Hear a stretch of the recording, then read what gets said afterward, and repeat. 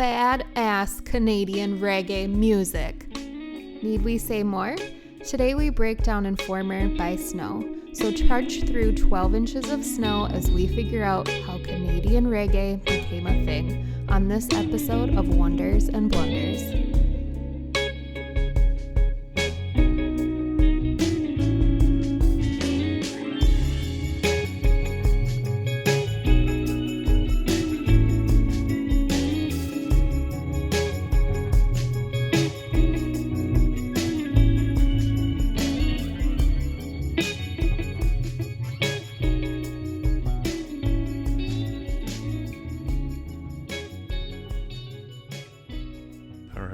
Hey, Lori, how's it going?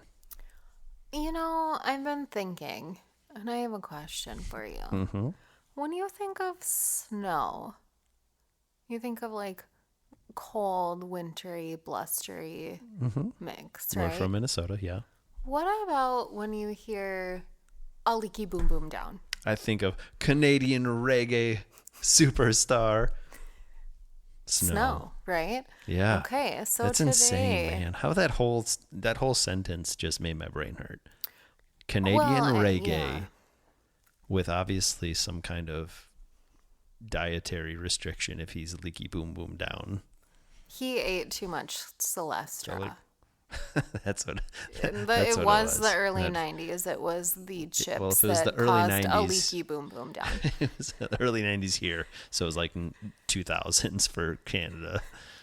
92. That's so insane. So for those of you that are not aware, it's snow. Informer. A leaky boom boom down. All right. Yeah. You're welcome. We're going to get sued. That was too much. That wasn't even close enough to the record label's the record label's going to get a hold of me like too much leaky. You should have gone less leaky. It. Yeah. Anyway, so here at Wonders and Blunders, we talk about one-hit wonders or songs that were in the periphery of your mind at some point, and you just wonder how the hell did that make it to the radio, or and why? Also leaky boom boom down. And also leaky boom boom down, yeah. And why it became so popular. So that's what we cover. We cover the musical aspect. We cover the marketing genius of it, the album covers. We cover the music videos and pretty much break down the whole entire reason this became a fancy song and why so many people loved it. So fancy. Yeah. So let me tell you a little bit about Snow. Can I? Yeah. Can I? Are we talking about Mr. Darren O'Brien? We actually are. From Ontario. Mr. O'Brien. I don't know what that Toronto, was. sorry. I'm so sorry. That was a bad accent. First of many to happen. So, Informer debuted in 92. We're doing a lot of early 90s. My sheet says 92. Don't look at me like I'm speaking out of turn. 1992, yes. Album was 12 inches of snow. And you know he's pointing to his junk at that point in time. That's a euphemism for wiener stuff, for sure. Snow, or Darren O'Brien, is a Canadian reggae musician. That whole sentence and how makes did my this brain hurt. happen? So, he grew up in Toronto. Thanks, Obama. No, take it back. You will take that back. So he grew up in Toronto, Canada. Yep.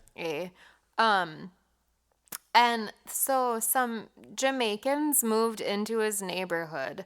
And after that, reggae became a big part of his life. That's all I could find out about why reggae became a big part of his life. It sounds made up to me. I feel sorry for these Jamaicans who are bad for like his mom. Played for. Well, we don't know who she is. We'll find out later. Mrs. Snow. I'm not saying it's bad to try to, have inspiration or identify. No, I'm not trying to say, but if you're Canadian, really, if your Canadian child is coming home rocking some Rastafarian vocals, you Give should credit where credit is due, I think is what's happening.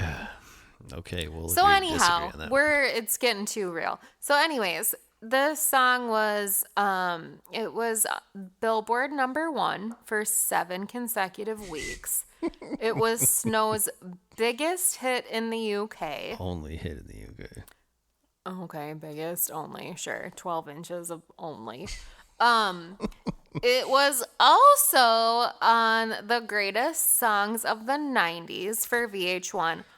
But 100 greatest songs. it was the 7 worst US #1 singles in the 90s, according to Pitchfork. So which I really appreciate. I That feel one. like the few songs that we've covered so far, there seems to be a very interesting crossover between the best songs of a decade, but they also fall into The worst worst songs of that of a decade. decade. So that is something we're going to have to look a little further into. But yes, August 20th, 1992 falls under the genre of reggae fusion hip hop. So let me tell you a little bit more about my man Snow. Darren O'Brien. Let's say that again. Darren O'Brien.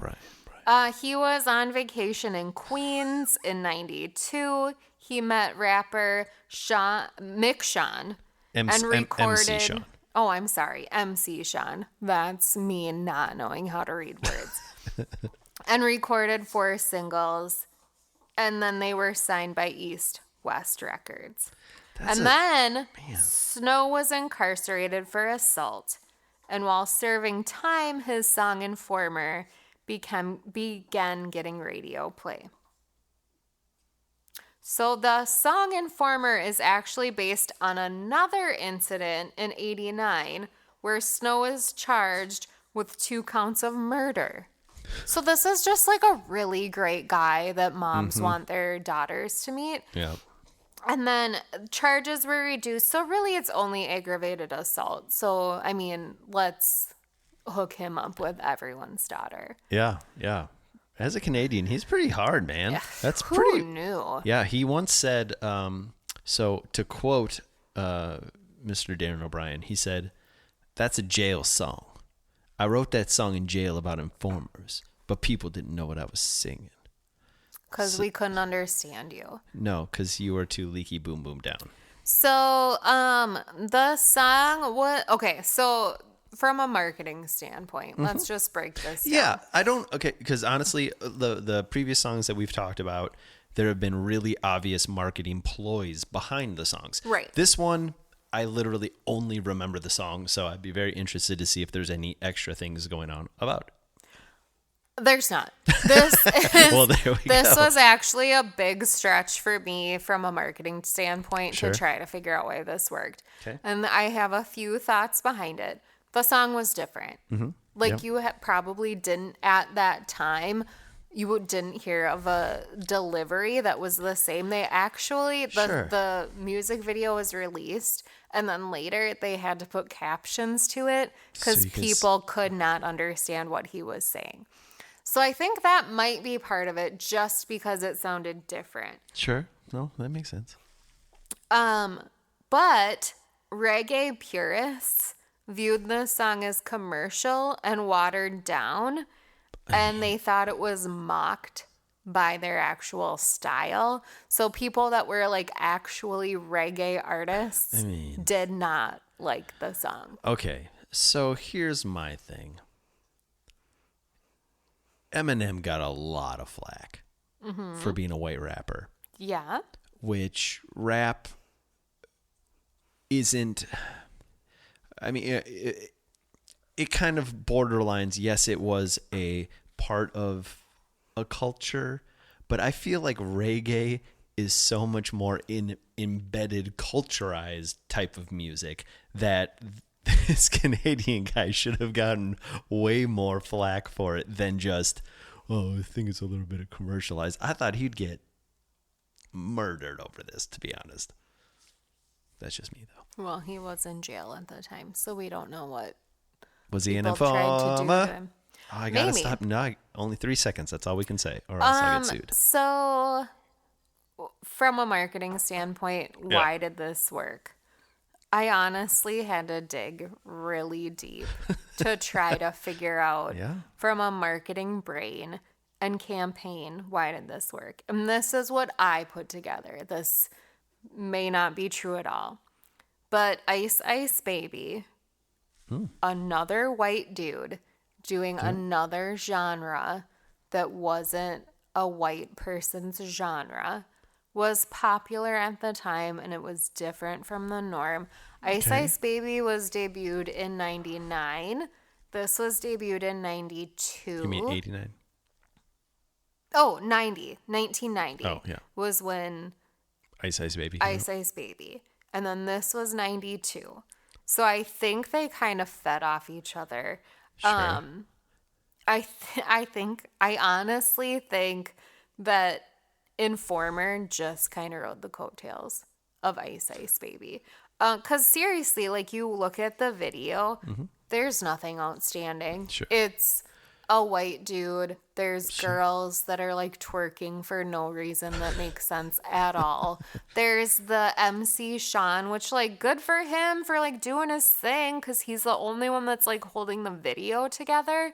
But it's like Snow talking in a cell, and then him not making sense, and then MC Sean trying to do something, and then like girls just twerking. Like, there's nothing outstanding. The video cover is just like snow with it saying 12 inches of snow. Like, nothing about it. So what I'd like to see is if they took this totally literal and they just had a bunch of girls twerking in 12 inches of snow in Canada. That wouldn't be very awesome. So I have an addition to what you're talking about. So, yes. You have 13 inches of snow. Damn straight. I know that there was a lot of, I don't want to say cultural appropriation, but maybe a tinge going on. But I do remember in the early 90s, there was this wave of reggae pop culture coming through. So other than Snow, you had a reggae version of Ooh Baby, I Love Your Way. Oh, yeah. And then you have songs like Red Red Wine. Sure. And so I feel like there was also this, like, it wasn't as explosive, but there was this tinge of like reggae. You know, the early 90s, Cool Runnings came out. You know, I mean, there was this kind of thing with reggae. Like, reggae was I mean, that was when the moment Bob Marley re-releases started to become really huge. Legend became phenomenal in the 90s. So I feel like there was also a little bit of that going on that helped kind of, you know, rocket it to where it was. I just want to say we're in no way putting Cool Runnings or Bob Marley in the same boat as we are of Snow. No, they're national treasures. Not Snow, to clarify. Yeah. Okay.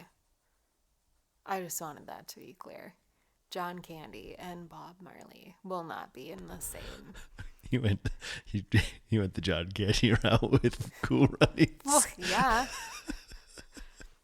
I mean, I love the rest of them. I don't know the rest of the actors by their first names. Do you? Without Googling it? Leon, the Black Jesus from Madonna's. He is amazing, isn't he? Life is a mystery. Ugh, he's great. When you let a candle melt Okay, on I your really face. just don't want Bob Marley to be put in the same bucket as Snow. I didn't want that to be confused. Or Mr. John Candy. No, not at all. This whole thing just confused the shit out of me. I don't like, from my thing, Canadians are so polite and considerate. How they even they should have been like, apparently they go to jail for assault. We're gonna find out he's from Florida or something. Sorry, Canada. But yes, this is one of those songs that we had to talk about. Really? Though, okay, so like from a musical standpoint, why? I mean, to be honest with you, no matter how much it pains me to say it, his delivery is great. The way that he. Do you think it's because we can't understand what he's saying? No, even if a lot of even rap, if you think about it, like some very quick rap, or even, you know, if you do slow rap, it is almost treated like a percussive instrument. And if you follow the beat and you have a unique delivery and follow this, percussiveness of this repetition, it doesn't matter if you can't understand them, as long as you can do it, So you think it's just the beat? Correct. I think that it's just that he is not slipping up and he's very on beat with his delivery. I think that has a lot to do with it. Because think it's because it's 12 inches of snow? If it's 40 degrees, it's more like 4.5 inches of snow. Well, Celsius, because Canada. Yeah. But that's it. I mean, it doesn't matter. He's not, professing himself to be some prophet of goodwill. So he did what he was supposed to do. He used his vocals as an instrument, and it worked. I mean, we're talking about it, so it had to work at some point. Okay, so and no one knows what the hell leaky boom boom down is. Well, it's his butt eating too much of Celestra or whatever that was. Okay, Aaron, so from negative 32 Celsius you're really to 12 inches of snow. I just went degrees and inches. Okay, so from 0 inches of snow inverted to 12. inches to 12 Canadian inches of snow. So from a musical standpoint, again, no matter how much it pains me sometimes to give credit where credit's due, there has never been a song like this before. Sure. And there hasn't been a song like this since. Yeah. This stands out very individually as Informer. I mean, and that's really hard to do in music. I gotta give him credit. So I'm gonna have to give him the full 12. I mean, for 12 whole inches 12 whole inches of snow for what it was. Yeah, for sure. From my humble opinion from marketing, other marketing people may disagree, especially in Canada. I'm going to give him a negative inch of snow just because the song worked. It did. It did what it should have done. Yeah. From a marketing standpoint, there was nothing outstanding. Nothing was different. He just rode the coattails of Vanilla Ice. He hit on the reggae thing. Sure. There was nothing where it was this should have absolutely worked. It was very much of let's put this circle cog into the other circle because this is absolutely what we're doing right now. So I will agree with you on... Good. I've learned to just agree. I honestly do not think it was a coattails thing. I really will give him credit to think that he thought he was doing something. He stole something from his Jamaican his neighbors. Yeah, I Great. think Good for you, sir. I thought he was doing. I think he thinks he was doing something very original, and I think it came across. I do not think it was a specific coattails riding by any means. I mean, they're Canadian. They don't know what's going on in America until 5 years after. So mutton chop riding instead of coattails. That's gross. We'll agree to disagree. Yeah. I think he did what he did, and what he did is what he did. I think he did what he did to get out of jail, and then he went to jail. Yep, and jail gave him a leaky boom boom down. Yeah, absolutely. Yeah. So, well, that was Informer, guys. If you want to hear about any other songs, let us know. Please subscribe below, and we will see you next time. It was informative. Peace!